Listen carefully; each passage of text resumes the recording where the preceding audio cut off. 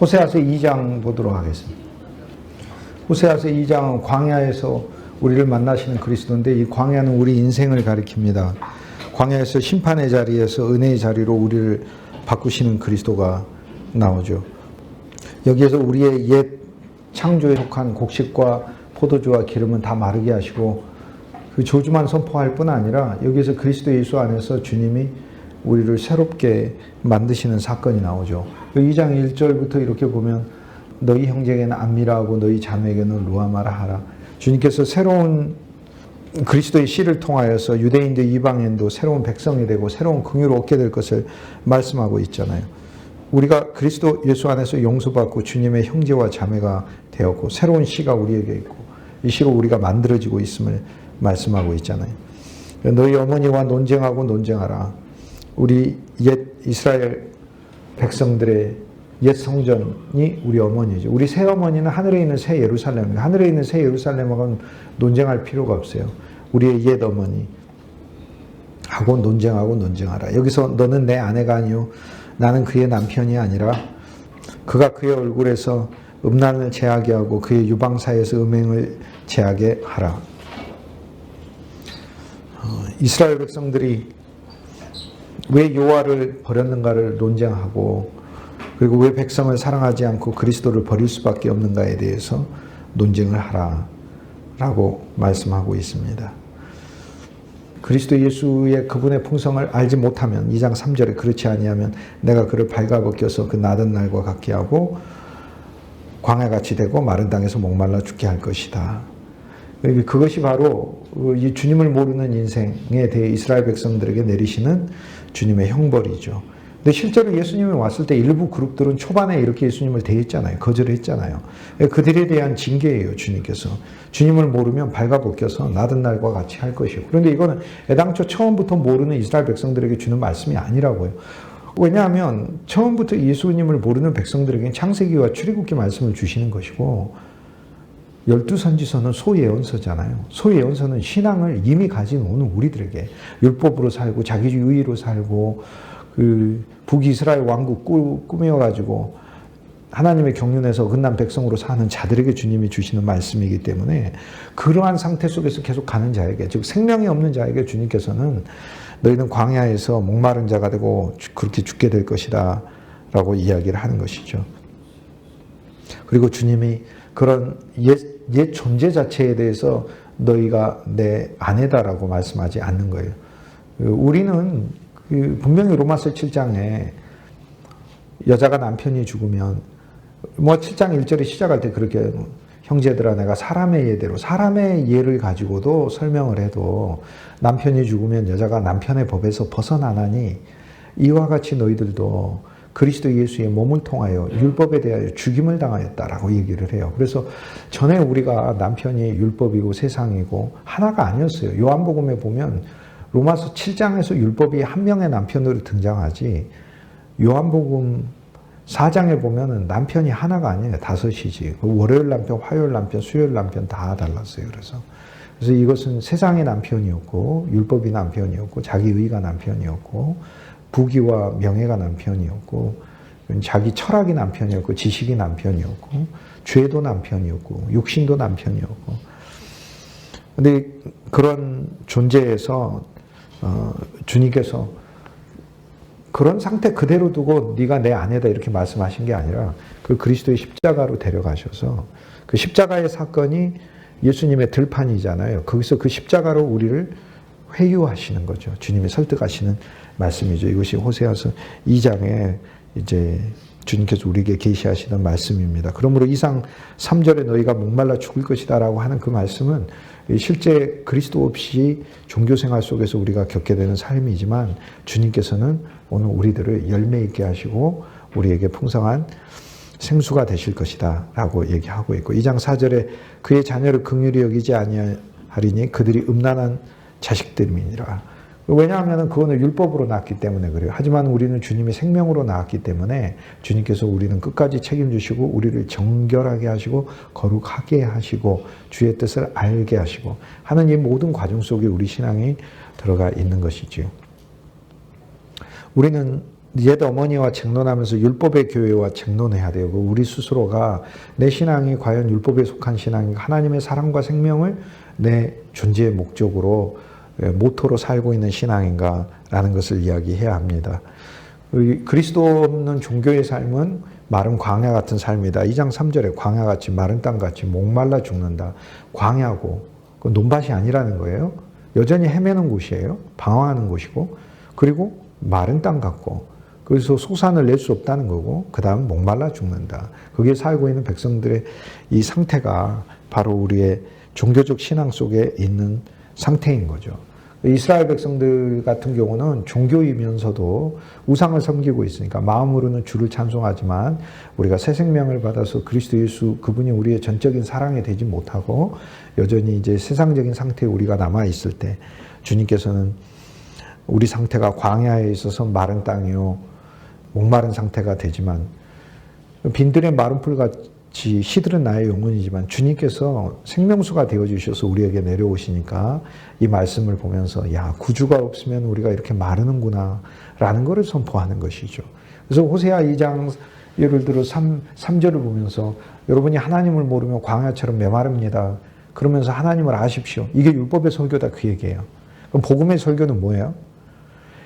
그리스도 예수 안에서 주님이 우리의 풍성이 되지 않으면 우리는 메마를 수밖에 없습니다. 그러나 우리가 정말로 감사한 것은 주님이 당신의 은혜를 말씀 안에서 베푸셔서 우리가 그리스도 예수를 하나씩 하나씩 알아갈 때 주님은 당신의 생명수를 우리에게 공급하고 계십니다. 그 눈을 우리가 보도록 하십시다. 그 눈을 갖도록 하십시다. 우리의 삶에 세밀하게 살피시는 구주의 은혜를 발견하도록 하십시다. 그러니까 여호와께 돌아오라고 하는 게 뭘 얘기를 하냐면 하나님이 이스라엘 백성들을 사랑 안 하는데 돌아오면 사랑하겠다가 아니라 안 돌아오고 있는 상태에서도 이스라엘을 아직은 멸망시키지 않으니까 붙들고 있다는 얘기 아닙니까? 그러니까 이스라엘 백성들이 뭘 보라는 얘기예요? 하나님의 그 붙드는 손길 사랑을 보라는 얘기잖아요. 그런데 이 율법의 관계에서는 이것은 율법에 의해서 붙잡고 놓고의 관계잖아요. 그러나 주 예수 그리스도와 우리의 관계는 피로 맺어진 관계요. 새로운 생명을 얻어진 연합된 하나된 관계이기 때문에 주님이 오늘 우리들에 대해서는 변함없는 한량없는 은혜로 우리를 대하고 계시죠. 그 사랑을 보는 것이 돌아오는 것입니다. 그 사랑을 보는 게 회개하는 것이에요. 그래서 내가 전에 주님의 사랑을 정말 몰랐구나. 내가 주님이 나를 이렇게 돌보시는 것을 몰랐구나. 그걸 알고 돌아오는 것이 회개인 것이죠. 복음의 설교, 늘 주님의 사랑이 그에게 부어지고 있음을 우리는 선포해 줄 필요가 있습니다. 2장 5절의 말씀에 보면 그들의 어머니는 음행하였고 즉 이스라엘의 옛 예루살렘이죠. 옛 예루살렘은 하나님의 긍휼에 있어서 어긋난 백성들이 되었고 그러나 나는 사랑하는 자들에게 가겠다라고 주님 말씀하십니다. 그래서 나는 사랑하는 자들에게 가겠다라고 하는데 그러면 여기서 우리가 율법적으로 생각을 하면 5절에 말씀이 그들의 어머니 옛 이스라엘은 나를 저버렸다 부정해. 그러니까 나는 나를 사랑하는 자들에게 내가 가겠다. 나를 사랑하는 자들을 나는 나를 사랑하는 자들을 따르겠다 이렇게 얘기하잖아요. 그럼 주님이 이들과 이들을 분리시켜서 말씀하시는 걸로 하는 게 아니고 원래 우리는 주님을 안 따르는 백성이에요. 그런데 우리를 안 따르는 백성이 갑자기 예수님이 우리 가운데 와버리셨어요. 와버리시더니 우리한테 뭐라고 하냐면 너희가 내 안에 있고 내가 너희 안에 있어 알아. 그러고 하시더니 주님이 여호와를 따르고 여호와를 사랑하는 삶을 사신 거예요. 그렇고는 우리한테 너희가 내 안에 있었어. 그래서 너희는 내 안에서 하나님을 따르고 사는 사람이야. 라고 이미 주님이 우리에게 선물로 선포하고 있는 거죠. 그러니까 여기 호세아서 2장 5절의 말씀은 여호와를 따르는 백성과 안 따르는 백성 구분하는 말씀이 아니고 주 예수 그리스도 안에서 안 따르는 백성이 그분 안에 연합되어 주 예수 그리스도를 따르는 운명의 백성으로 바뀌어졌음을 선포하는 말씀이에요. 너무 감사하고 놀라운 말씀인 것이죠. 우리가 그리스도를 만나기 전까지 우리는 그들이 자기를 사랑하는 자들을 따랐죠. 그러나 우리는 지금 우리가 사랑하는 구주 예수 그리스도를 따르는 것이죠. 2장 5절에 나는 나를 사랑하는 자들을 따르리니 라고 그들이 전에는 자기들이 사랑하는 자를 따르겠다고 이야기를 했어요. 하지만 우리는 주 예수님 안에서 이제는 우리가 우리를 사랑하는 자를 따르는데 우리를 사랑하는 분은 구주 예수 그리스도니 우리는 우리가 따르겠다라고 하는 것이고 전에 그들은 자기의 우상들이 자기에게 떡과 물과 양털과 삶과 기름과 술을 준다고 했으나 우리는 주 예수 그리스도를 만나서 주님의 십자가를 통해서 죽었고 주님의 신부가 되었으니 주님이 이런 풍성한 선물들을 우리에게 주신다는 것을 2장 5절 말씀 속에서 읽어낼 수 있는 거죠. 그러니 얼마나 감사해요. 그래서 2장 6절에 보면 너무나 감사한 거 내가 가시로 그 길을 막으며 여기에서 하나님의 또 장치가 있잖아요. 우상을 찾아서 끝까지 가지 못하도록 하나님이 이스라엘 백성들을 막으며 담을 쌓고 그 길로 가지 못하게 하리라. 그럼 그리스도 안에 있는 우리들도 주님이 이렇게 우리를 그리스도 바깥으로 가지 못하도록 막고 계시니까 얼마나 감사한지. 나와 여러분이 어쨌든 간에 주님을 늘 예배하고 신앙 가운데 이렇게 있게 되는 것, 하나님의 생명의 사역 안에 늘 있게 되는 것은 주님이 우리를 늘 이렇게 막고 계시니까 가능한 일이죠. 그리고 너무 감사한 것이죠. 그 인간의 실패로 여겨지는 것도 실패가 아닌 것이죠. 주님께서 당신을 알게 하시는 장치가 2장 7절에 보면 그가 그 사랑하는 자를 따라갈지라도 미치지 못하며 이것도 복음이죠. 우리가 세상 사랑에서 따라가서 끝까지 가버리게 만드신다면 그건 우린 저주받은 사람이죠. 하지만 주님이 우리가 사랑하는 그 세상을 끝까지 따라가지 못하게 하신다고 하시니까 너무 감사하죠. 그래서 2장 7절을 우리가 반대로 읽으면은 그가 그 사랑하는 자를 따라갈지라도 미치지 못하며 주님 그렇습니다. 나는 내가 세상을 사랑해도 나는 그 세상을 끝까지 따라갈 수 있는 운명이 아닙니다. 내 인생 그런 인생이 아닙니다. 주님. 나는 내가 주님을 사랑합니다. 그래서 나는 주님을 끝까지 따르는 인생이 되었음을 믿습니다. 이렇게 고백하는 거죠. 내가 주님을 끝까지 따르겠습니다. 이렇게 노력을 얘기를 하면 주님이 너 못 따라 이렇게 얘기를 해요. 그런데 믿음을 말을 해야 돼요. 무슨 얘기냐면 주님이 나를 끝까지 주님을 따르는 자로 만들 줄 믿습니다. 믿음을 말을 해야 된다고요. 그러니까 내가 끝까지 따르겠습니다는 누구를 믿는 말이냐면 나를 믿는 말이에요. 그런데 믿음을 고백해야 된다는 거예요. 나를 끝까지 주님이 당신 안에 두실 것을 내가 믿습니다. 라고 믿음을 고백하는 거라고요. 그건 나를 믿는 게 아니라 나를 붙드시는 그분을 믿는 것입니다. 이것이 우리가 그 결단과 주님이 우리를 인도하시는 것의 차이입니다. 그리고 우리가 설교를 할 때 항상 믿음을 고백하는 언어들로 설교를 해야 하는 것이죠. 2장 7절에 그제야 그가 이르기를 내가 본 남편에게 돌아가려니 그때 내 형편이 지금보다 나았음이라 하리라. 결국에는 이스라엘 백성의 운명이 참 남편에게 돌아오게끔 돼 있다라는 것이죠. 이것도 너무 감사하죠. 2장 7절을 가지고 우리의 운명은 우리가 아무리 그리스도를 바깥으로 벗어나려고 해요. 저는 이 말씀에 근거해서 막 담대히 선포해요. 사람들에게. 주님 떠나서 가보고 싶으면 가보시라고. 하나님이 다리몽댕이를 부러뜨려서라도 반드시 그리스도께 돌아오게 하실 테니까 난 100% 여러분하고 내기할 수 있다고 그렇게 말을 해요.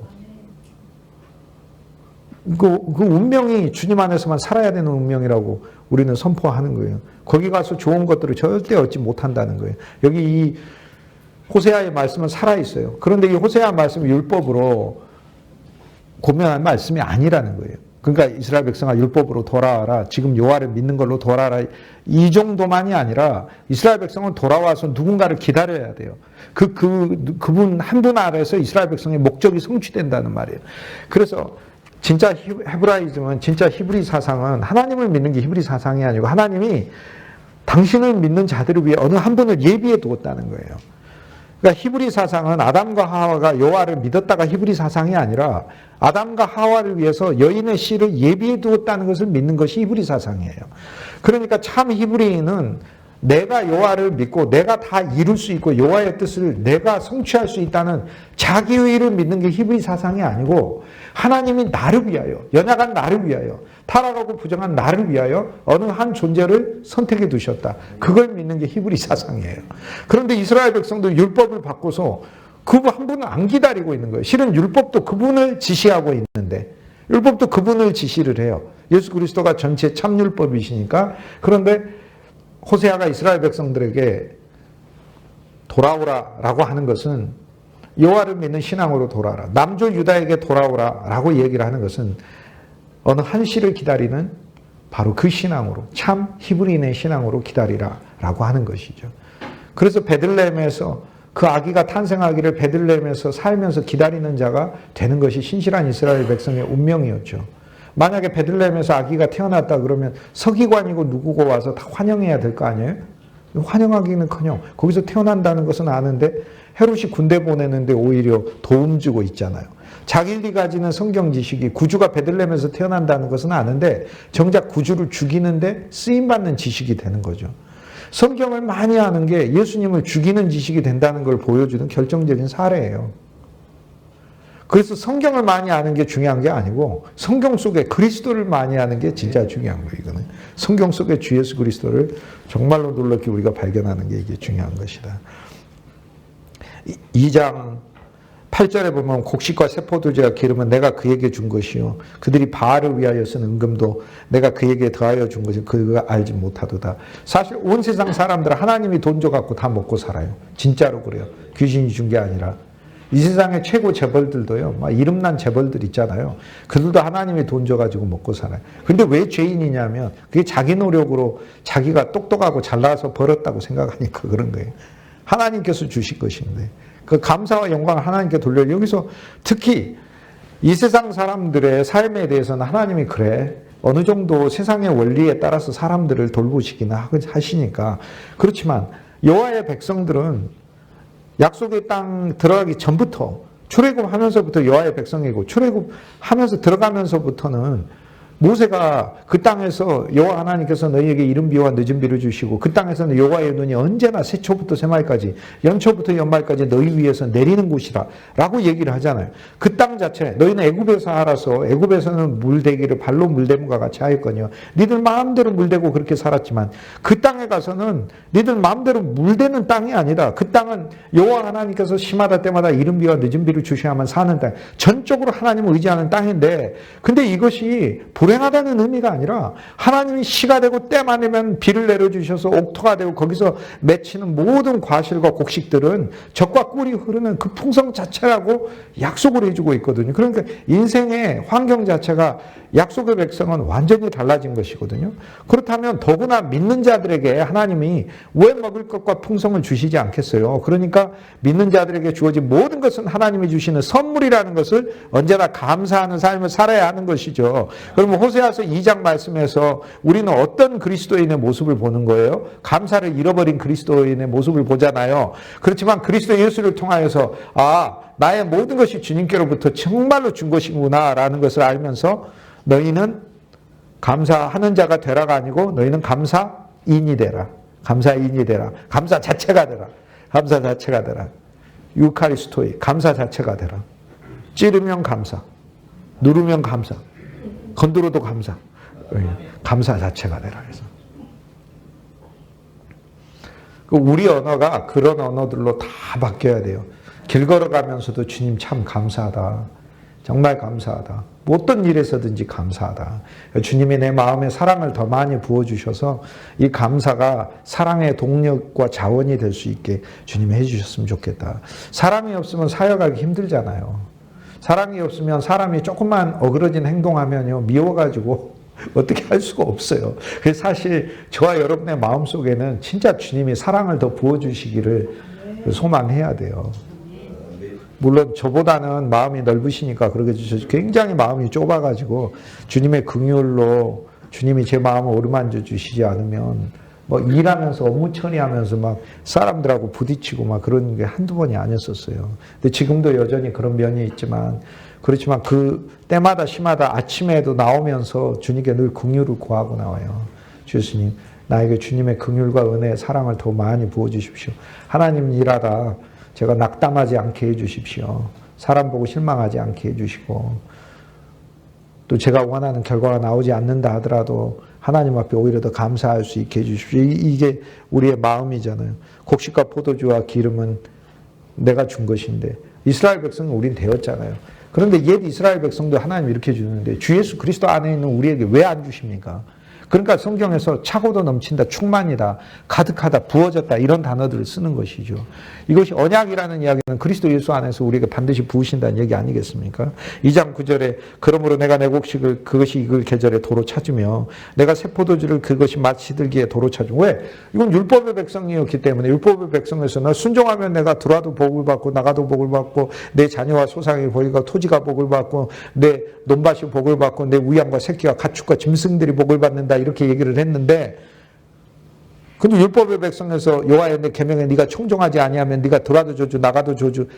아니 그런 삶을 살려면 예수님 뭐하러 오셔요? 계속 율법 구약 놓고 계속 사시지. 예수님 뭐하러 오셔요? 신명기 28장부터 마지막 장까지 그냥 놓고 우리 보고 그러고 믿으라고 하지. 그리스도가 오셨다는 것은 이거하고는 비교도 안 되는 구원의 길을 우리한테 선물하시기 위해서 오셨다는 거 아닙니까? 모든 저주와 절망은 그분이 담당하시고 우리에게 그리스도 예수 안에서 주 예수 이름을 부르고 나가는 우리들에게 영원한 생명과 영원한 복을 허락하셨다고 해서 오늘 우리들은 율법의 증거자가 아니라 그래서 자신 있게 누구에게든지 주 예수님을 믿으십시오라고 말할 수 있는 거 아니에요. 예수님을 믿으면 당신이 병들든 가난하든 당신이 신분과 출신이 어떠하든 당신의 지금 죄악의 상태가 어떠하든 어떤 단계와 어떤 환경과 처지에 있든 간에 주 예수님께서 당신에게 역사하신다. 당신에게 행복을 주신다. 그리고 그 일회성이라면 우리가 뭐하러 예수님을 얘기해요. 좀 이따가 그 사람도 또 어긋나게 되고 그러면 하나님이 저주로 퍼부어 버릴 텐데 그러면 가서 그냥 여러분 그냥 가가지고 신명기나 읽으세요. 이렇게 되는 것이지. 구약의 율법이 연장된다면 예수님은 뭐하러 오십니까? 그 구약의 율법에 나와 있는 모든 저주를 그리스도가 담당하시고 구약의 율법에 나와 있는 모든 축복을 주 예수 이름을 부르는 자들에게 그 축복을 그대로 내리는 게 아니에요. 몇 배로 더해서 내린다는 거 그러잖아요. 측량할 수 없게 부으신다고 그러잖아요. 이 예수님의 사랑이 얼마나 그러니 오늘 우리가 호세아서 2장을 보면서 야, 율법의 자녀에게는 다시 가져가시겠구나. 그러나 주 예수 그리스도를 의지하는 자들에게 내가 끝까지 그들을 버리지 아니하리라 이렇게 말씀하셨잖아요. 내가 너희를 고아와 같이 버려두지 아니하리라. 예수님이 오늘 우리들 내가 세상 끝날까지 너희와 항상 함께 있으리라 이렇게 했잖아요. 우리의 이 믿음은 살아있는 믿음이에요. 그래서 오늘 우리들은 우리의 믿음이 약해도 이 믿음 아래서 구주의 손길을 의심해서는 절대 안 되는 것이죠. 의심해도 우리는 다시 주님이 우리를 찾으셔요. 그것이 우리 운명이고 그것이 우리가 믿는 예정이에요. 주님 안에서 택정함을 받았으니까 주님 그렇게 이끄셔요. 하지만 우리가 믿음으로 주님께 응답하고 감사하고 찬송하지 못한다면 우리는 주님 앞에 후회하고 회개하게 될 거예요. 내가 왜 믿음으로 살지 못했나? 그렇지 않습니까? 우리가 지금 과거들을 보면서 우리가 얼마나 후회해요? 그때 믿음으로 살 거예요. 다른 후회를 하는 게 아니라 그 후회하잖아요. 신앙이 성숙할수록 그런 후회 더 많아지지 않습니까? 그때 내가 더 용서할 걸. 그때 내가 참을 걸. 그때 내가 그 사람들을 더 품어줄 걸. 그때 내가 주님께 더 헌신할 걸. 훨씬 더 내가 훨씬 더 믿음으로 주님 앞에 나아갈 걸. 그때 주님을 신뢰할 걸. 그때 믿음 없어가지고 더 염려하고 쩔쩔매고 그런. 하나님 앞에 우리가 생명의 성숙할수록 우리의 회개는 더 양이 많아지는 거죠. 오히려. 그러면서 반대로 가는 거죠. 이제는 주님이 우리가 풍성한 것을 주시는 거죠. 그래서 율법의 관계에서 주님이 줬다가 다시 다 뺏어버리겠다 하는 것은 예수 그리스도 안에서는 뺏음이 없어요. 더 주시고 하시는 거지. 그래서 성경이 뭐라고 해요? 자기 목숨을 주시니가 아들과 함께 자기 목숨을 주시니가 어찌 좋은 것을 너희에게 주시지 않겠느냐. 그리스도 예수의 사랑은 청량할 수 없을 만큼 많다고 얘기를 하잖아요.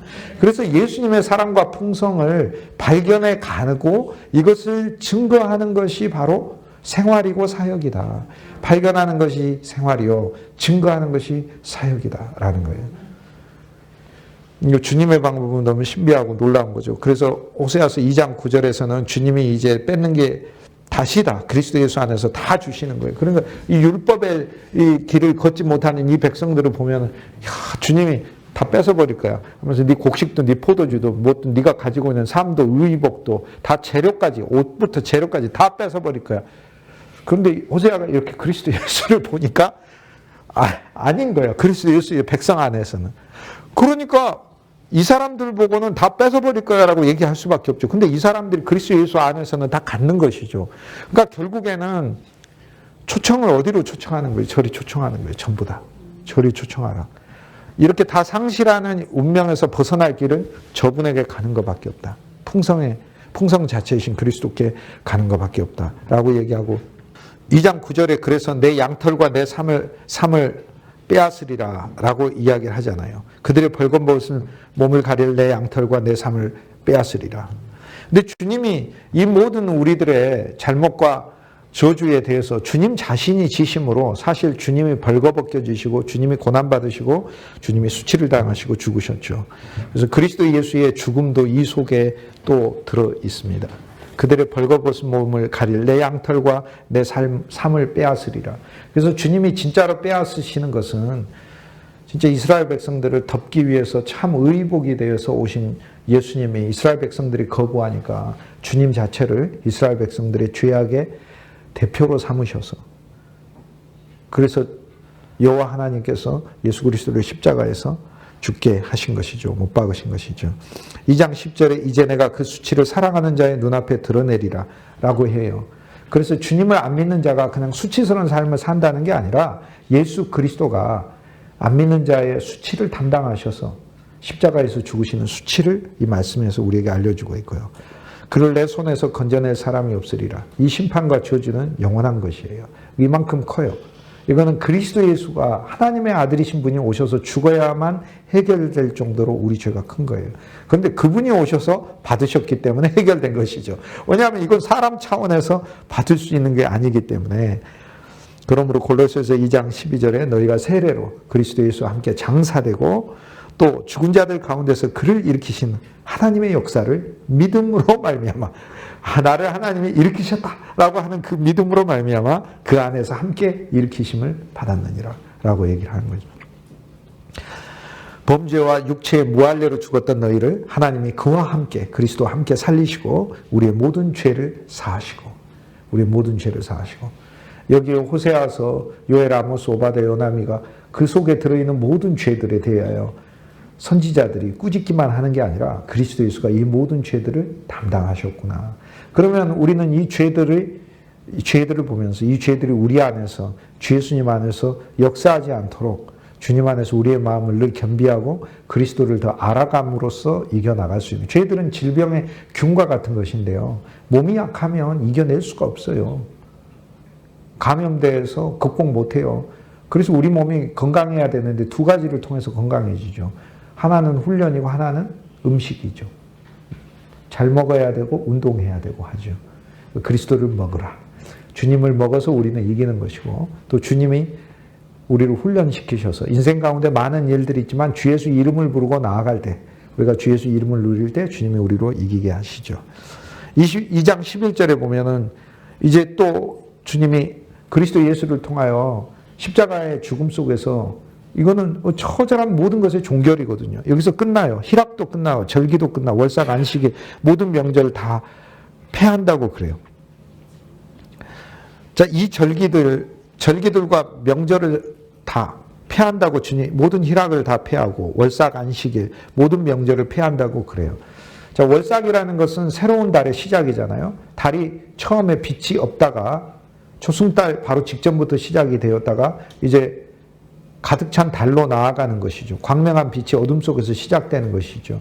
월삭이라는 것은 매번 새로운 달의 시작인데 우리 인생에 주님께서 새롭게 그분의 기회를 주시고 우리 인생을 돌보신다는 것을 우리가 기뻐하고 이 달의 움직임에 따라서 지구에 많은 변화가 일어나게 되고 그 변화는 우리가 먹고 사는데 필요한 해산물이라든지 농산물이라든지 이런 것들을 다 내지 않습니까?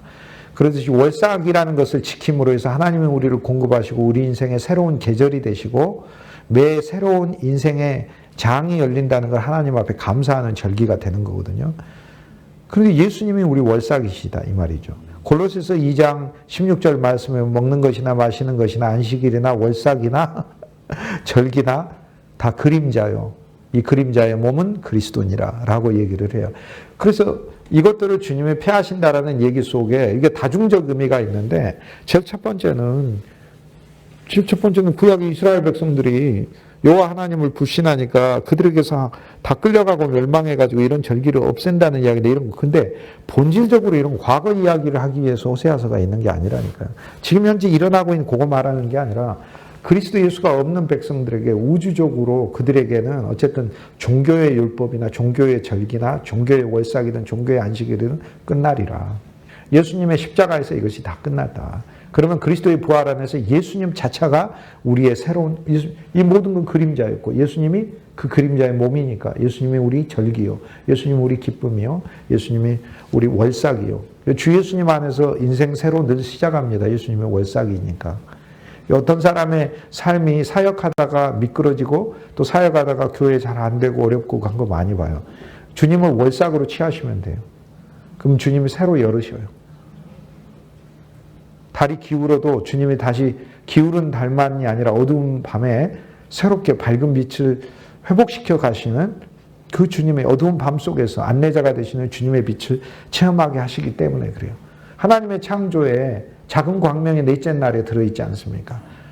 그래서 주님께서는 오늘 우리들의 삶에 그렇게 역사하시는 초하루를 주시죠.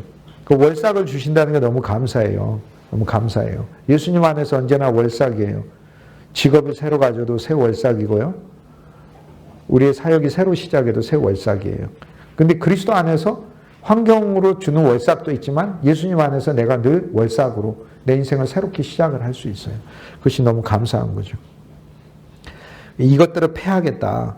그럼 반대를 우리가 볼 수 있죠. 하나님의 약속은 그리스도 예수 안에서 언제나 예스가 되죠. 그럼 패하겠다. 하나님의 약속을 패하겠다고 약속했어. 그런데 예수님을 대입하니까 갑자기 예스가 돼버렸어요. 그럼 예수님을 대입하면 뭐가 생기는 거예요?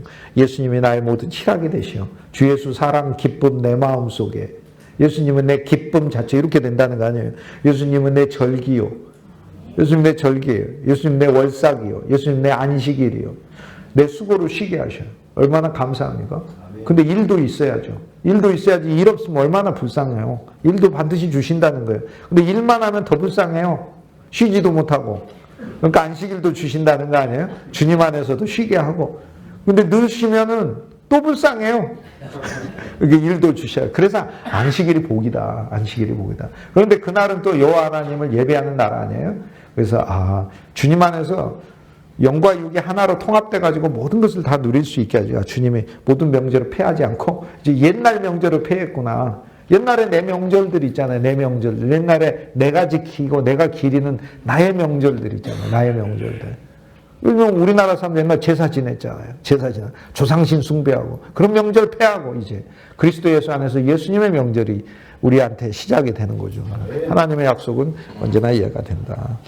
2장 12절을 보면 이것은 나를 사랑하는 자들에게 내가 준 값이라 라고 얘기하면서 그 포도나무와 무화과나무를 거칠게 하여 수풀이 되게 하고 들짐승들에게 먹게 하리라. 자, 율법의 사역 아래서 옛 종교의 사역가 이스라엘 백성들이 실패하고 그 가운데서 하나님의 율법도 제대로 지키지도 못하고 우상 숭배하고 살면서 그래서 그들에게서 어쨌든 부분적으로 하나님을 의지를 했었기 때문에 그들에게 부분적으로 무화과나무와 포도나무가 나왔지만 거기서 난 열매는 도저히 써서 쉬고 먹고 마실 수 없는 열매들이에요. 그래서 주님이 뭐 하신다고? 끝내버리신다고 하잖아요. 그런데 이것은 예수님 없이 끝내는 거고 이제 그리스도 예수를 보았더니 예수님은 생명의 참 포도나무. 우리들은 포도원, 아버지는 포도원 농부시고 우리들은 가지이고 우리들이 예수님께 붙어 있으면 많은 열매를 맺는다고 하잖아요.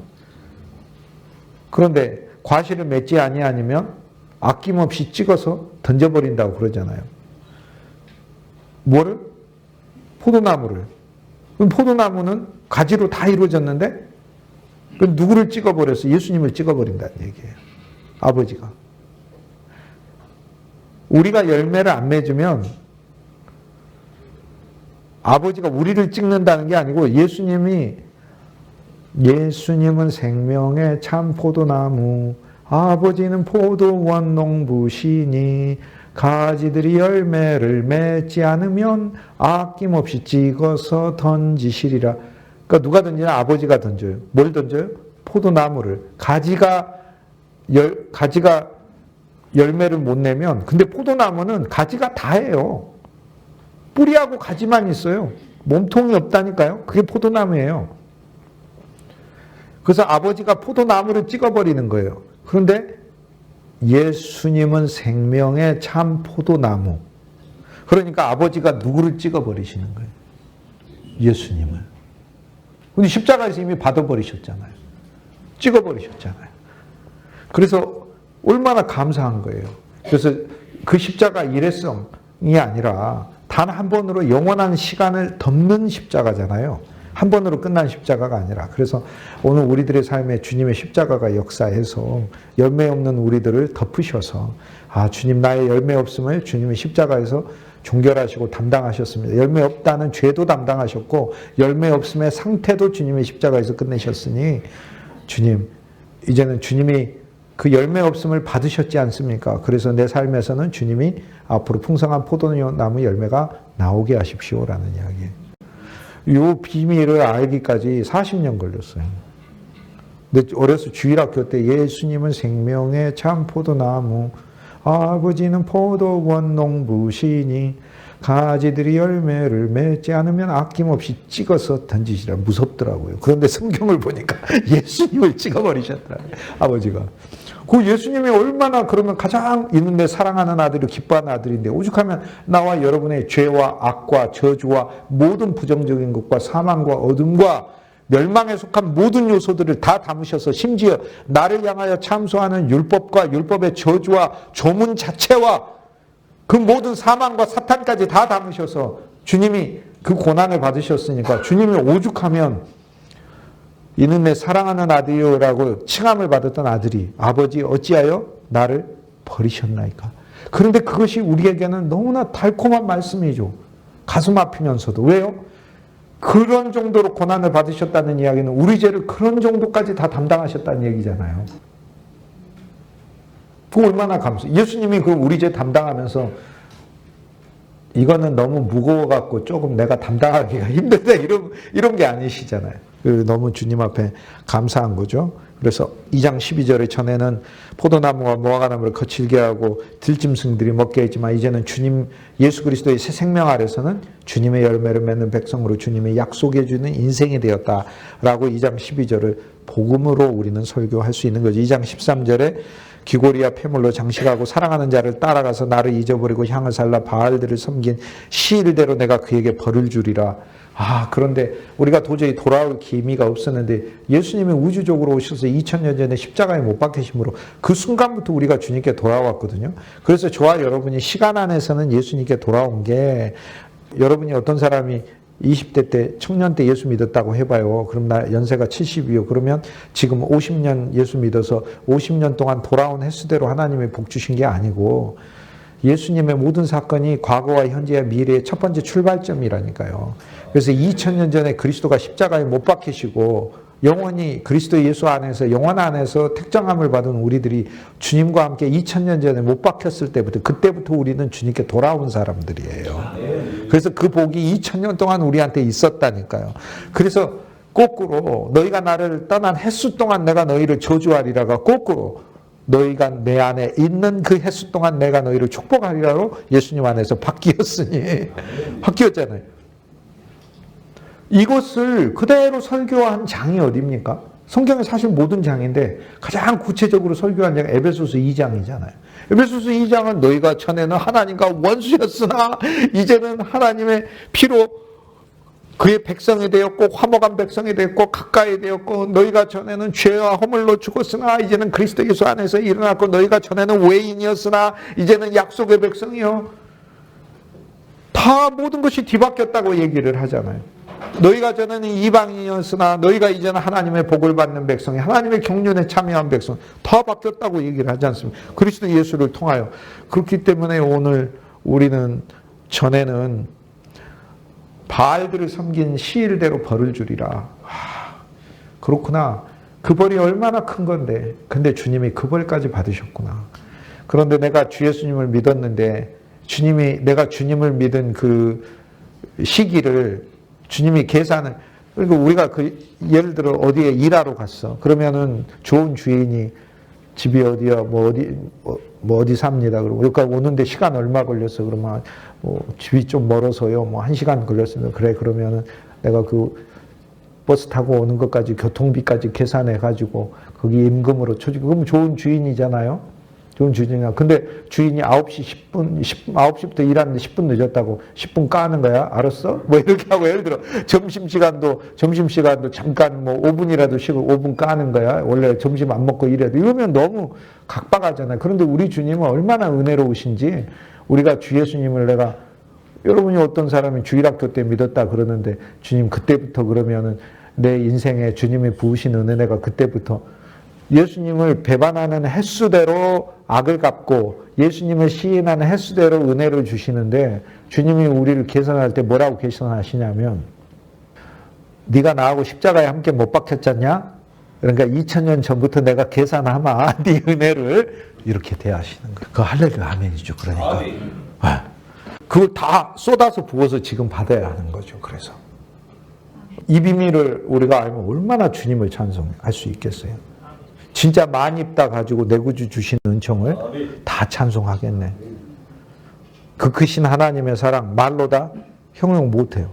진짜로 형용 못해요. 2장 14절에 보니까 이런 벌들을 주님이 다 받으셨잖아요. 2장 13절에 보면 이런 벌들을 주님이 다 받으셨고 2장 14절에 보면 내가 저를 계유하여 여기서 계유라는 말이 그를 달래고 얼르고 유혹하고 막 매혹시킨다는 뜻이에요. 막 설득한다는 말이잖아요. 그런데 2장 13절과 14절은 갑자기 달라지네요. 왜 달라져요? 2장 13절까지만 하더라도 요한을 떠난 대로 내가 너를 벌을 주리라. 이 벌이 어디였죠? 이 벌이 십자가였잖아요. 그럼 십자가 통과하면 뭐예요? 그 다음부터는 우리는 하나님의 은혜의 백성이잖아요. 거기에서부터 주님은 우리에게 성령을 보내셔서 하시는 일이 뭐예요? 주님의 사랑이 얼마나 큰지 우리를 설득한다고 하시잖아요. 그래서 오늘의 이 모든 강의가 제가 지금 뭘 설득하고 있습니까? 저와 여러분의 심령에 우리 주 예수님의 사랑과 은혜와 생명이 우리를 향해서 얼마나 큰가를 설득하고 있잖아요. 지금 현재. 이게 바로 그게 2장 14절에 내가 저를 계유하여 거친들로 데리고 나가. 여기서 거친들은 우리 인생이기도 하지만 주님이 십자가에 못 박히신 그 들녘이에요. 거기에서 말로 위로하며 살아있는 생명의 언어로 말씀으로 우리를 위로해요. 호세아서 이 말씀을 통해 주님이 우리에게 위로하죠. 그러면서 뭐라고 회유의 내용들을 이야기를 하셔요. 거기에서 광야에서 먹여주시겠다. 만나로 힘주시겠다. 하나님의 말씀에 복음으로 우리에게 약속해 주시겠다.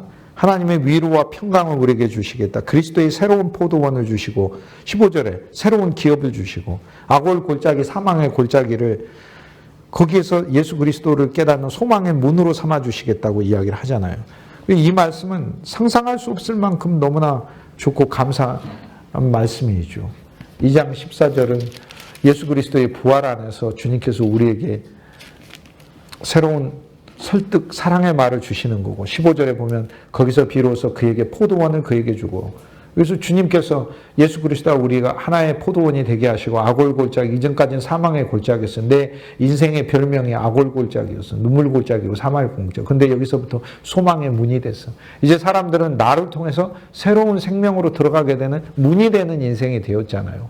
전에는 골짜기였어. 다 여기 와가지고 그냥 다 캄캄하고 그랬는데 이제는 소망의 문을 삼아주리니 거기서 응대하기를 어렸을 때와 애굽 땅에서 올라오던 날과 같이 하리라. 어렸을 때는 새로 태어난 그리스도 예수의 새로운 사람이고 애굽에서 나오던 때는 새로운 구원을 의미를 하잖아요. 그래서 예수 그리스도 안에서 새로운 탄생과 새로운 생명을 얻은 것과 새로운 구원을 받은 사람으로서 내가 너희를 대하리라 라고 말씀을 하고 계시니 얼마나 감사해요. 여기서 주님이 주시는 항목들이 너무 풍성하잖아요. 여기서 우리를 다 이루시고 우리를 광야로 데려가시고 우리를 말로 위로하시고 광야는 하나님의 말씀을 배우는 장소, 예수님이 십자가에 못 박히신 장소 아니에요. 그리고 광야에서 예수님 뭐 하셨어요? 오병이어로 먹이셨어요. 하나님 말씀으로 가르치셨고 그래서 이 광야는 예수님이 데리고 간 이 광야는 황량하고 메마르다는 의미만이 아니에요. 황량하고 메말라도 상관이 없어요. 주님이 우리를 먹이시는 광야고 함께 하시는 광야이기 때문에 그래요. 예수님 광야에서 금식하셨어요. 우리를 하나님의 말씀으로 풍족히 먹이시는 시간들이에요. 그래서 주님께서 우리를 유혹하시는 이 항목들이 여기에 8가지 이상 등장해요. 광야로 데리고 갔다. 타일렀다. 말로 우리를 위로했다. 우리에게 포도원을 주신다. 4번째, 5번째 악월골짜기로 우리를 인도하셔. 십자가를 인도하셔요. 그런데 그 다음 6번째 우리에게 소망의 문을 주신다라고 얘기를 해요.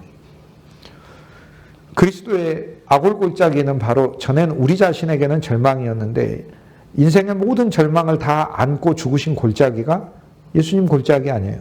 그래서 아골 골짜기도 그리스도의 십자가를 이야기를 해요. 이제는 예수님의 십자가가 아골 골짜기였는데 오늘 우리들에게는 그리스도의 부활을 통하여 그것이 소망의 문이 되었다라고 얘기를 하죠. 소망이라는 그 히브리어 단어 자체가 줄 잡고 하늘로 올라가는 거예요. 그러니까 구덩이에 빠져가지고 소망이 없는데 하늘에서 줄이 내려왔다는 뜻이고, 소망이란 단어와 줄이라는 단어가 같은 단어입니다. 그러니까 아골 골짜기에서 하나님의 소망의 줄이 나와서 거기에서 묻혀 있지 아니하고 다시 살아나리라. 주님이 그렇게 말씀해요. 2장 16절에 여호와께서 그날에 내가 나를 내 남편이라 일컫고 다시는 내 바알이라 우상이라 일컫지 아니하리라 라고 해서 이제 주 예수님 안에서 우리의 신앙이 얼마나 전진했는지, 나를 내 남편이라고 일컫고 다시는 내 바알이라, 자신이 섬기고 있는 자신의 우상을 일컫지 않는 존재가 되었다라고 얘기를 했죠. 전에는 우리가 우상을 하나님이라고 했는데 이제는 하나님을 우리 남편이라고 일컫게 되는 그런 인생이 되는 것이죠. 히브리서 말씀에 그리스도 예수 안에서 히브리서 1장과 2장에 우리가 새로운 존재가 되었고, 로마서 7장 1절에서 4절 말씀에 그리스도 예수의 몸으로 말미암아 율법에 대하여 죽임을 당하고 죽은 이는 다른 이 곧 죽은 자 가운데서 살아나신 이에게 시집가게 하려 함이라 하는 말씀을 성취하신 것이죠. 2장 17절에 보니까 바알들의 이름을 그의 입에서 제거하고 다시는 그의 이름을 기억하여 부르는 일 없게 하리라. 그래서 생명의 영의 법을 우리에게 주시고, 2장 18절에 내가 그들을 위하여 모든 존재들과 언약을 맺어서, 오늘 우리가 활동하고 생활하는 모든 영역에 하나님의 언약이 역사하게끔 하는 것이죠. 이 땅에서 활과 가를 꺾고 전쟁을 없이 하고, 이미 그리스도 예수 안에서 우리는 승리하게 하셨어요.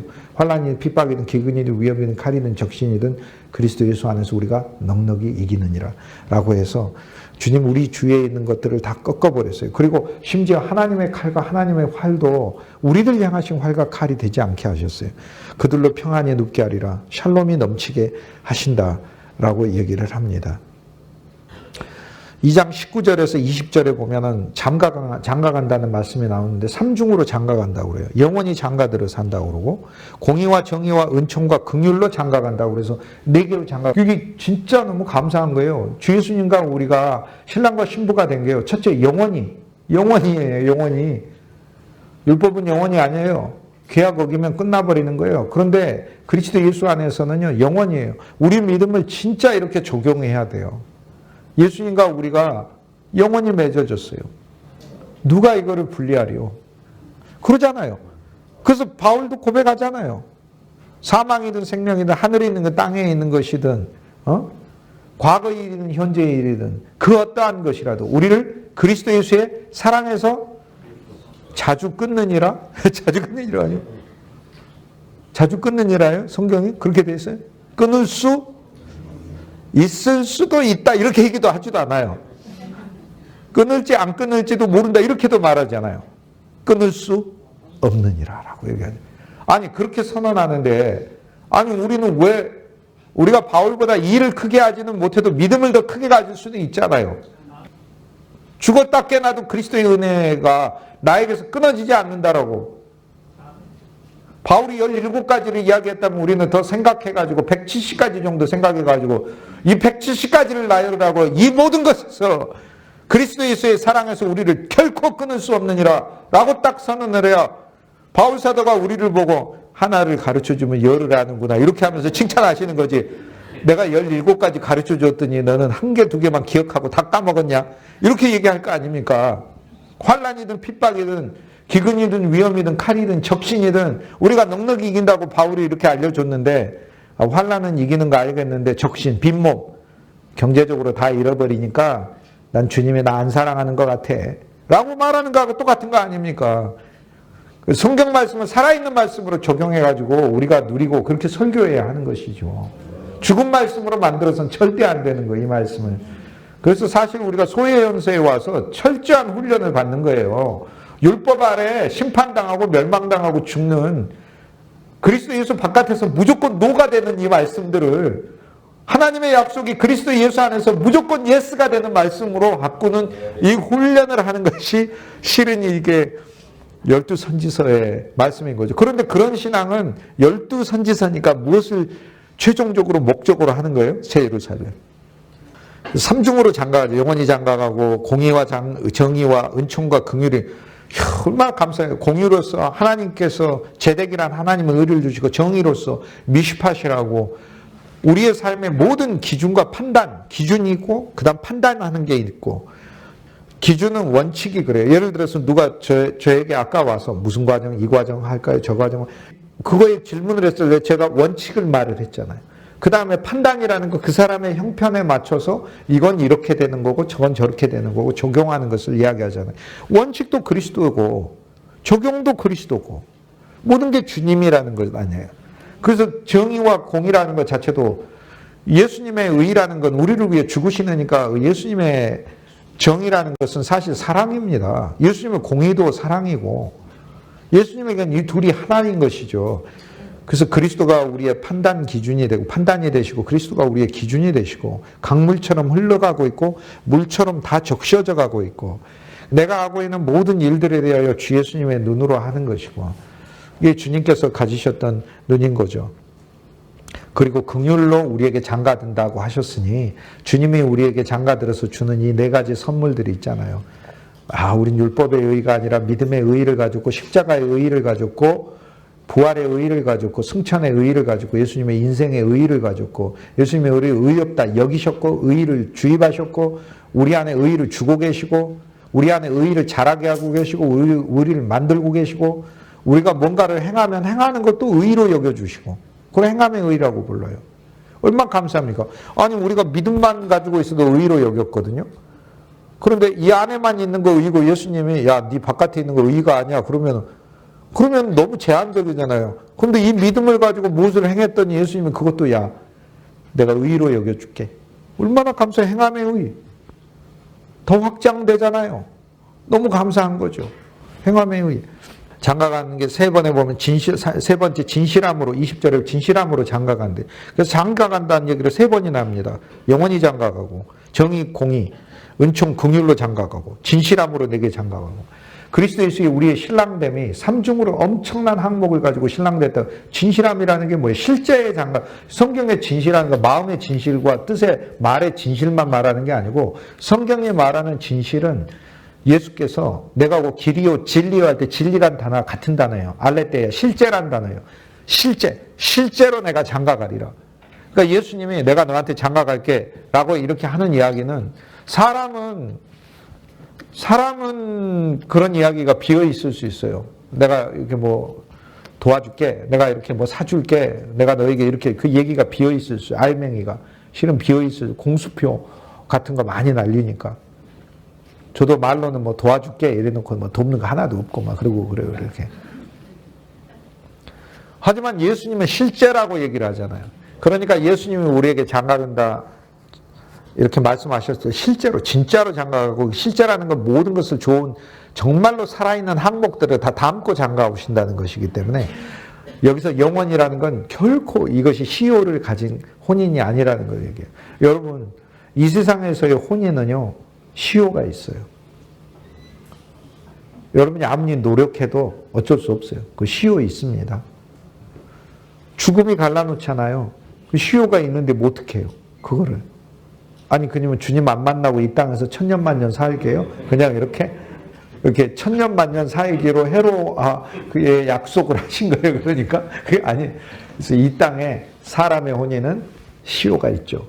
그런데 주님과 우리의 혼인은 영원히 장가가죠. 이 땅의 사람의 혼인 안에서는 공의, 정의, 막 거기엔 불공평도 있고 속이는 것도 있고 미숙한 것도 있고 거기엔 긍휼도 없어요. 조금만 뭐라고 하면 막 쪼아대고 남편은 아내를 막 닭 잡듯이 잡으려고 그러고 아내는 남편을 그냥 언제나 막 모세보다도 더 탁월한 율법으로 맨날 말을 하고 잔소리하고 그러고 견딜 수가 없어요 그냥. 그러나 주님은 긍휼로 이렇게 대하신대잖아요. 주님 얼마나 좋은 신랑이에요. 은총으로 은혜를 선물을 늘 주시는 분이에요. 선물을 능력이 없어서 서로 선물을 못 사줄 수는 있는데 우리 주님은 온 우주를 만드신 만물을 붙들고 계신 주님이니까 언제나 주님은 우리에게 모든 것을 주시는 거죠. 그러면 우리는 이게 가끔 보다 보면은 이제 사랑하는 사람에게 이제 꽃다발을 막 선물하거나 막 그러잖아요. 그럼 주님은 만물의 꽃들을 막 피어나게 하셨는데 우리는 그걸 뭘로 누릴 수 있어요? 들에 핀 백합화를 보라. 아, 먹이신다, 입히신다. 요 정도만 누려서는 안 되는 거예요. 야, 예수님이 신부인 나한테 바치는 꽃다발이구나. 이게 그리스도의 정의를 장착한 눈이다 이 말이에요. 3월달 되면 꽃 구경 가셔가지고 다 그렇게 보세요. 이렇게 주님이 나를 얼마나 좋아하시는지 사방 들판에다가 이렇게 꽃들을 다 피어나게 하시고 예수님과 사랑을 다 누리. 이거 어디서 이 신앙의 절정이 아가서 아니에요? 아가서 다 누리잖아요. 겨울이 와도 주님의 사랑을 누리고 봄이 와도 주님의 사랑을 누리고 여름이 와도 주님의 사랑을 누리고 이산에서도 누리고 레바논에서도 누리고 야 주님하고 같이 좋은 데 다 가잖아요. 아마나 강도 가보고 다 가보잖아요. 몰약산에도 가보고 좋은 향기 나는 곳에도 가보고 함께 일도 하고. 아니 근데 왜 우리는 그 좋은 주님을 변찮는 주님의 사랑과 이렇게 찬송하면서 하찮은 주님의 사랑과 이렇게 하찮게 여기 하찮게까지. 강아지는 하찮을 수 있죠. 막 어디 시골에 갔더니 강아지가 막 나보고 막 짖어대요. 하찮아가지고 내가 진짜 정말 참나 위에 또 개조심이라고 써놨어. 요만한 데만 하찮아가지고 귀엽잖아요 얼마나. 그러나 우리 주님은 정말 말로 할 수 없으면 20절 주님은 우리 삼중으로 장가가는 이것만 누려도 너무 감사해. 21절에 보세요. 그런데 우리는 여호와께서 이르시되 그날에 내가 응답하리라. 나는 하늘에 응답하고 하늘은 땅에 응답하고. 22절에 보면 땅은 곡식과 포도주가 기름에 응답하고. 5절에 보면 이것들은 이스라엘에 응답하리라. 이스라엘은 그리스도고 그리스도와 함께 연합된 우리 아닙니까? 그런데 하나님이 예수 그리스도 안에 있는 우리에게 응답하시고 우리는 또 하늘에 응답하고 하늘로 우리는 가게 하고 또 하늘은 땅에 응답하고 우리가 하늘에 있으나 땅에 있으나 주님께서 여기 응답이 5번이 나오거든요. 혼인이 3번이에요. 혼인 3중의 혼인이요. 5중의 응답이 나오고 이거 보통 응답이 아니에요. 그리고 하늘에 응답해서 하늘의 신령한 복으로 하나님은 우리한테 응답해 주시고 그리스도가 우리 대장 돼서 우리를 하늘로 이끌고 가셨으니까. 그리고 땅도 하늘에 응답한다고 했으니 하늘에서 내려온 우리들에게도 이 모든 것을 낸다잖아요. 곡식과 포도주와 기름의 응답. 이 항목도 다 그리스도예요. 그래서 호세아서 2장에서는 포도주의 그리스도, 곡식의 그리스도, 신랑의 그리스도, 왕이신 그리스도, 새로운 절기의 그리스도, 안식일의 그리스도, 월삭의 그리스도, 그리스도가 막 다 흘러 넘칩니다. 영원히 살되 영원히 그리스도. 9절에 영원히 사는 영원의 그리스도에 대한 정의의 그리스도, 공의의 그리스도, 은총의 그리스도, 긍휼 자체이신 그리스도. 우리가 축도할 때면 우리 주 예수 그리스도의 은혜와 은총과 긍휼을 담고 있지 않습니까? 그 그리스도를 한마디로 은혜 이렇게 얘기를 하잖아요. 요한복음에서 예수님은 생명 이렇게 생명 얘기하잖아요. 그 예수님의 모든 좋은 것이 우리 안에 다 있잖아요. 예수님은 실제 2장 20절에 실제로 들어가겠다라고 하시니 이런 상상할 수 없는 주님의 놀라운 축복을 그리스도 예수 안에서 우리는 보는 거죠. 우리가 예수님 땅이 되고 예수님도 우리 땅이 되고 우리는 예수님과 함께 하늘에 앉혀지게 되고 2장 23절에 내가 나를 위하여 그를 이 땅에 심고 이제는 우리가 우리를 위한 인생이 아니라 그분을 위한 인생이 된대. 그러니까 이게 얼마나 나를 위하여가 주님과 함께 있고 주님의 뜻에 맞고 주님의 목적에 쓰임받고 주님이란 분이 하늘에 속한 분이고 영원에 속한 분이잖아요. 근데 우리 존재가 그렇게 되었다는 것이니 이 얼마나 놀랍고 감사합니까? 말할 수 없을 만큼 기쁜 거죠. 이러고 하면 안 되는데 이러고 하면 언제 다 합니까? 이거?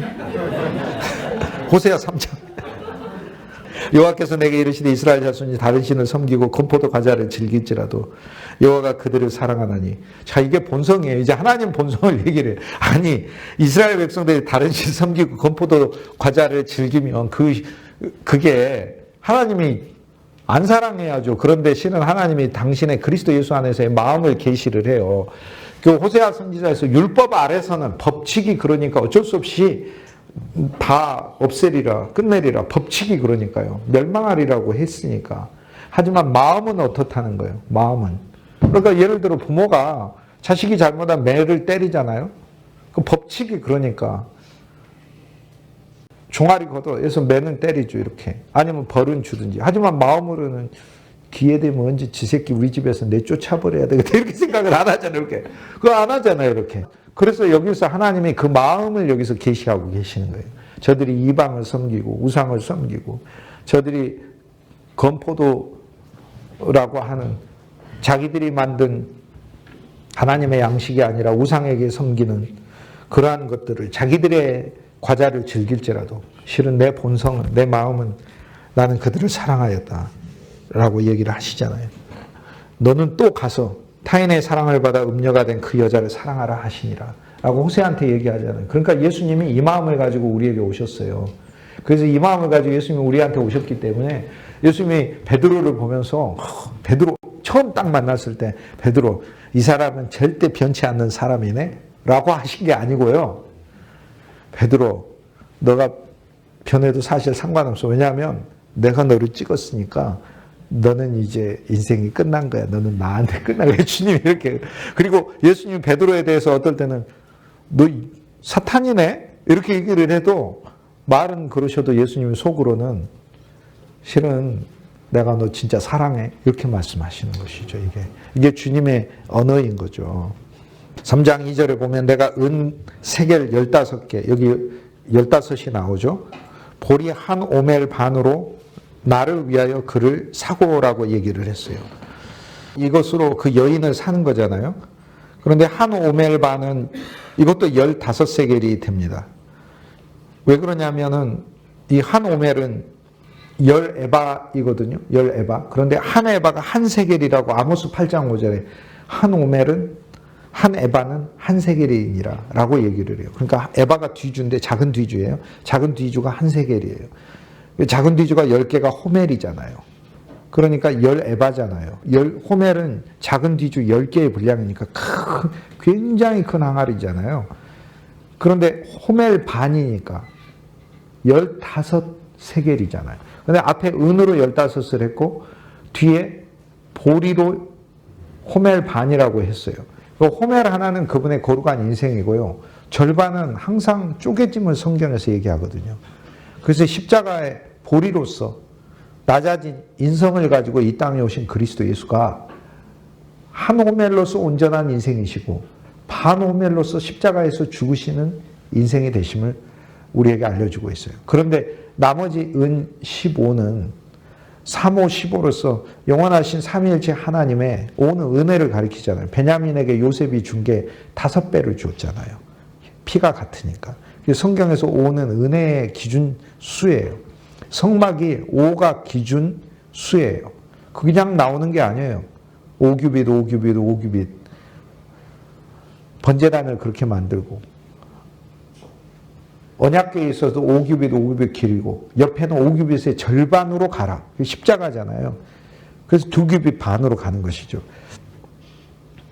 그렇기 때문에 앞에 은 15개하고 아모스 8장 5절에 나오는 한 에바 보리가 한 세겔이라 했으니 한 호멜은 10에바니까 10세겔이고 반 호멜이니까 5세겔 합쳐서 전체 은 30이 되는 거예요. 여기서 그리스도 예수께서 우리를 사시는 그 은 30이 이 소가 주인을 받아가지고 또 소가 사람을 치어가지고 사망사고를 일으켰을 때 그게 물어야 되는 그 값이잖아요. 그런데 주 예수 그리스도께서 우리를 구원하신 것은 그것은 바로 오늘 우리들이 지은 죄에 대하여 소임자이신 우리 주님께서 소가 우리들인데 종인 남종이나 여종을 받아서 사람을 죽이면 우리들이 바로 그리스도 예수를 죽인 자들이 되었는데 그 죄값에 대하여 주님 자체가 값이 되어 주셨다라고 얘기를 하죠.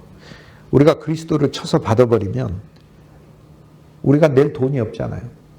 그런데 그 소 주인도 예수 그리스도예요. 소도 예수 그리스도고 우리 소이시며 소임자이신 그리스도가 은 30을 아버지께 내셨어요. 그리고 손은 돌로 쳐서 죽이라고 했는데 주님이 대신 죽으셨어요. 사실 오늘 우리들은 구원을 정말 거저받았다라는 것을 아니까 우리가 일생 사는 동안 주 예수의 은혜를 정말로 많이 찬송하고 알려야 합니다. 이 값은 정확하게 황소에 죽은 노예값 30세겔에 해당되고 예수님이 팔리신 값에 해당돼요. 그런데 은 30으로 다 말을 하지 않고 은 30의 나머지 한 오멜 반이라고 얘기하면서 그분이 우리를 위한 보리처럼 이 땅에서 자라나신 온 세상에 생명의 양식으로 오신 분이시고 보리와 같이 가난한 자들을 먹이시는 양식으로 오신 분이시고 한 오멜로서 온전하신 분이시고 나머지 반이라고 함으로써 그분이 십자가에서 죽으시고 나누어지시고 쪼개지실 것을 알려주시는 말씀이에요. 너무나 신비한 말씀인 것이죠. 3장 3절에 너는 많은 날 동안 기다릴 것이라 라고 하면서 주님께서 우리를 위하여 구원하시는 그 주님의 기다림의 시간을 우리에게 알려주고 있습니다. 많은 날 동안 나와 함께 지내고 많은 날 동안 여기에서 우리 인생 전체에 주님께서 우리에게 설득하시는 말씀이죠. 다른 사람을 사랑하지 말고 다른 남자를 따르지 말고 나도 내게 그리하리라 하였노라 하면서 주님과 함께 지내는 우리의 마음과 믿음이 되었죠. 우리 생명이 우리에게 왔다는 사실은 우리의 마음을 주님께 완전히 포로로 확 사로잡아 버렸다는 것이니까 너무 감사한 거죠. 3장 4절에 보면 이스라엘 자손들이 많은 날 동안 왕도 없고 지도자도 없고 제사도 없고 주상 기둥도 없고 기둥이 없었어요. 에봇도 없고 그러니까 쉽게 얘기해서 그들의 제사장의 권위도 없고 그래요. 그래서 원래는 있었잖아요. 이게 있었는데 이스라엘 백성이 율법 아래서도 실패하고 율법 아래서도 한계가 있고 율법도 제대로 안 지키고 그러니까 옛 신앙은 온전히 가지고 있어도 온전해지지 못하고 옛 신앙의 구조 자체는 온전에 이르지를 못하고 그래서 그리스도 예수가 우리의 온전이 되시고 주님이 우리 안에 새로운 생명이 돼서 정말 우리를 주님께 더 전진시키는 그 믿음으로 오셨기 때문에 3장 4절에 이스라엘 자손들이 많은 날 동안 전에는 예수님이 왕으로 있지만 왕으로도 인식도 못했고 지도자지만 지도자로 인식도 못했다가 이제는 그리스도 예수의 생명 안에서 예수님이 우리 왕이요 우리 지도자요 예수님이 우리 제사요 예수님이 우리 주상이요 기둥이 되었죠. 예수님이 우리 에봇이요 예수님이 우리의 제사장이 되셨죠. 그리고 드라빔이라는 것은 우리가 소유하고 다니면서 우리의 행복과 기쁨을 의미하는 상징이거든요. 근데 예수님이 바로 우리의 기쁨과 행복이 되셨다라고 얘기를 해요. 오랫동안 실제적으로 그 문자적인 기간으로도 이스라엘 백성으로 수백 년 동안 예수 그리스도를 기다리는데 왕도 없이 이렇게 있었죠. 그런데 실제 예수님이 오셔서 왕이 되어주시고 기둥이 되어주시고 제사 자체가 되어주시고 십자가의 제사 자체가 되고 에봇도 되고 대제사장 멜기세덱과 같은 자가 되어주셔서 그런데 오늘 이 말씀은 그리스도 예수 안에서 이 말씀을 읽는 우리 모두에게 바로 적용하고 계시는 말씀이시죠.